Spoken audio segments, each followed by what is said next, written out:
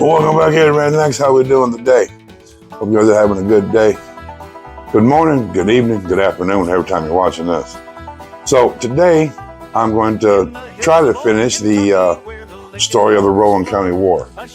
When we last left off on the story, Martin had killed Tolliver in the streets. Martin was immediately arrested and taken to prison in Winchester, Kentucky, because he was protected by the faculty in which he was imprisoned. Tolliver's brother, Craig, related by killing two family members of D.B. Logan, one of Martin's closest friends. Despite this act of violence, Tolliver's friends and family felt that they still had not gotten retribution. They, along with Tolliver's former political supporters, forged a document informing the prison in which Martin was held of Martin's transfer to another facility, one located in his hometown of Moorhead, Kentucky. Martin was transferred by train, and during his journey back to Moorhead was ambushed by Tolliver's supporters, who shot him. The act was carried out next to Martin's wife, who helped Martin walk into the Powers Hotel in Moorhead, where he explained what happened and then died a few hours later. Martin, don't need that one. Upon Martin's death, residents of both Moorhead and surrounding cities in Morgantown soon began to take up sides, with many Republican citizens taking the side of Martin and his family, while Democrats sided with Tolliver's friends and family. The two opposing factions argued and engaged in numerous skirmishes in the following years until the summer of 1887, during the war's climax. Now, I did find out that my father told me that my 3 times great-grandfather was there on the wall watching this whole feud, watching this all take place. During the war's climax, when a group of Martin supporters led by Higham and Logan Pigman surrounded and fatally killed Craig Tolliver,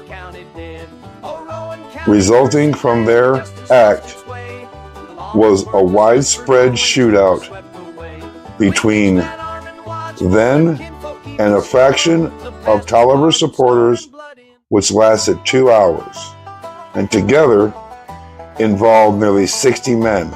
The shootout gained widespread attention, promoting the state militia to intervene and attempt to calm the two opposing groups. Another result of the war's widespread attention was a recommendation by the governor officials to abolish Rowan County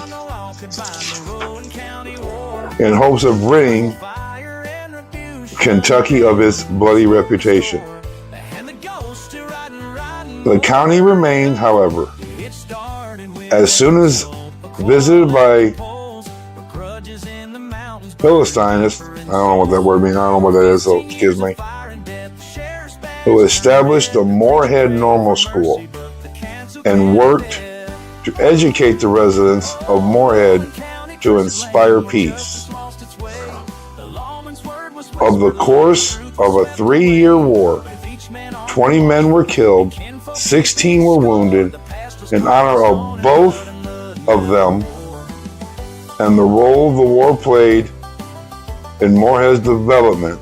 An historical marker was dedicated along First Street in Moorhead, just outside of the Moorhead's Visitor Center, memorializing the violent history of the county that eventually led to it becoming known as Bloody Rowan. The historical marker was dedicated by the Rowan County Court and erected in 1993 through the joint effort of Kentucky Historical Society and the Kentucky Department .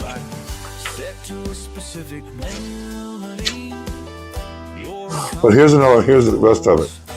3 times the state militia was called to the court of violence, including and noted Louisville Legion.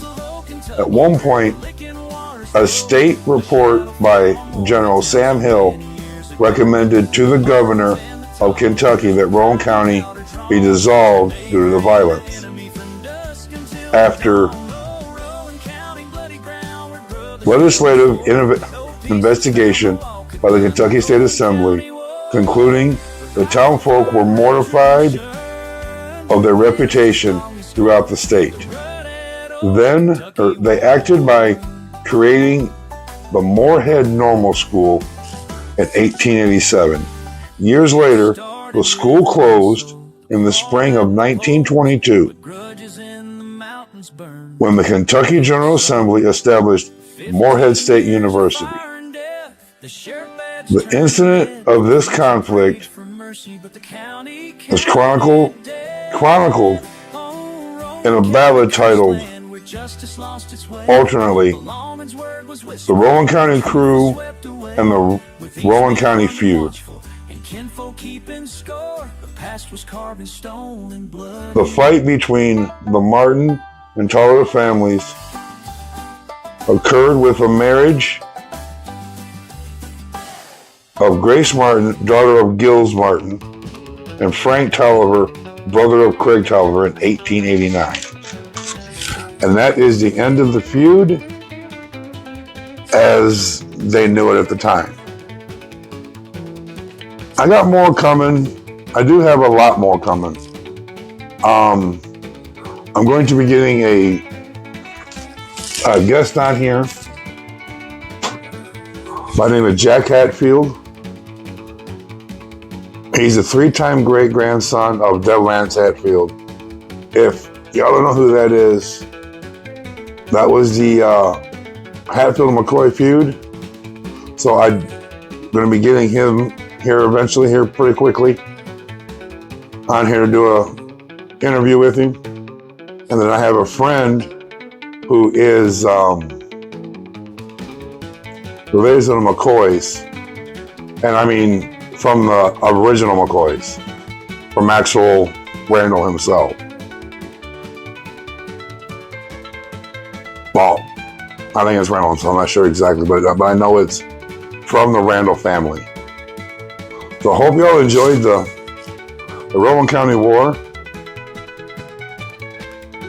I'll continue doing what I'm doing. But y'all, can you do me a favor, please?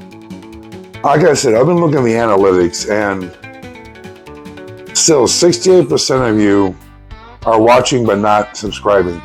It doesn't cost anything to subscribe to the channel. It's free. All you gotta do is hit that little bell, hit the little red subscribe button, hit that little bell so I notify you when I do a video, and hit the like button. And put a comment or two in the comments. Let's see if we can get me out there pretty good here. So, hope you all liked the story. Got more stories coming.